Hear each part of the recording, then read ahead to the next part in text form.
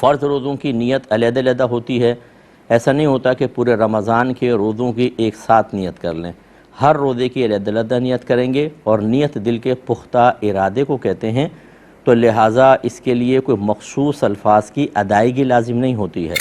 لہٰذا بعض لوگ سحری کھانے کے بعد ایک دم اذان ہو جاتی ہے، کہتے ہیں اوہو ہم تو نیت کرنے بھول گئے تھے۔ تو آپ دیکھیں نیت دل کے ارادے کو کہتے ہیں، جب آپ روزہ رکھنے کی نیت سے سحری کھا رہے ہیں، سحری ناشتہ نہ ہو، کہ جیسے بعض کہتے ہیں ہم روزہ نہیں رکھیں گے، یا بعض بہنیں ہوتی ہیں جن کے مخصوص ایام ہوتے ہیں تو وہ اس ٹائم اٹھ کر ناشتہ کر لیتی ہیں، اور پھر تاکہ لوگ ہمارا پردہ بھی رہے، اور ایسی کسی کے روزہ نہ رکھنے کا ارادہ ہو کسی عذر کی بنا پر، وہ کہتا ہے صراحتاً کہہ دیتا ہے میں تو ناشتہ کر رہا ہوں، تو پھر تو یہ نیت نہیں ہے۔ لیکن اگر اگلے دن کے روزہ رکھنے کا ارادہ ہے اور اس ارادے سے ہم سحری کھا رہے ہیں، تو یاد رکھیں سحری کھانا ہی اس روزے کی نیت شمار ہوتا ہے۔ اور یہ بارہا مسئلہ بیان کر چکے ہیں کہ روزہ شروع ہونے کا جو دار و مدار ہے وہ اذان پر نہیں ہے، وقت پر ہے۔ تو بعض اوقات ایسا ہوتا ہے کہ اذان وقت سے پہلے سٹارٹ ہو جاتی ہے، تو ہم مطلب روزہ بند کر کے بیٹھ جاتے ہیں، وقت دیکھ لیں، جو بالکل اچھے کیلنڈرز ہیں کہ آپ اس پہ مطمئن ہیں وہ پہلے لے لیں، جب طلوع فجر اس میں جو لکھا ہوتا ہے یہ آئے اس سے 5 منٹ پہلے آپ کھانا پینا بند کر کے کلی وغیرہ کر کے پیسٹ وغیرہ کر لیں تاکہ ذرات وغیرہ ختم ہو جائیں، یہ بیسٹ ہے۔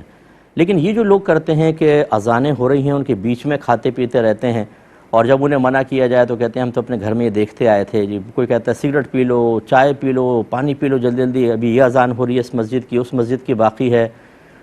یہ اچھی طرح یاد رکھیے کہ اذان فجر کا وقت شروع ہونے کے بعد ہی دی جا سکتی ہے، اگر اس سے پہلے دیں گے اذان ہوگی نہیں، اور فجر کا وقت جب شروع ہوتا ہے وہ سحری کا وقت ختم ہونے کے بعد ہوتا ہے۔ اس کا مطلب ہے جو اذان دی جائے گی وہ تو سحری کا وقت ختم ہونے کے بعد ہی دی جائے گی۔ تو کسی نے اگر اذان کے بیچ میں کھایا تو اس نے سحری کا وقت ختم ہونے کے بعد کھایا، بلکہ روزہ شروع ہونے کے بعد کھایا، اور اس کا روزہ ٹوٹ جائے گا۔ اس لیے یہ مطلب کم علمی والی باتیں نہ کریں، اپنے گھر میں اگر یہ رسم قائم ہے اس کو ختم کریں، جہاد کریں اس کے خلاف، ان چیزوں کو اپنے گھر سے نکالیے۔ تو یہ اچھی طرح یاد رکھیں۔ اچھا بعض کہتے ہیں کہ دیکھیں حضرت بلال رضی اللہ تعالیٰ عنہ اذان دیتے تھے، سرکار فرماتے تم کھاتے پیتے رہو۔ جی یا آپ یہ حدیث سنیں، سرکار نے شاید فرمایا جب بلال اذان دیں تو تم کھاتے پیتے رہو، کیونکہ وہ تہجد کے لیے اذان دیتے ہیں، اور جب عبداللہ بن ام مکتوم رضی اللہ تعالیٰ عنہ اذان دیں تو کھانا پینا چھوڑ دو، کیونکہ وہ طلوع فجر کے بعد اذان دیتے ہیں، اور وہ چونکہ نابینا صحابی تھے ان کو باقاعدہ دیگر صحابہ کہتے تھے وقت ہو گیا آپ اذان دے دیں،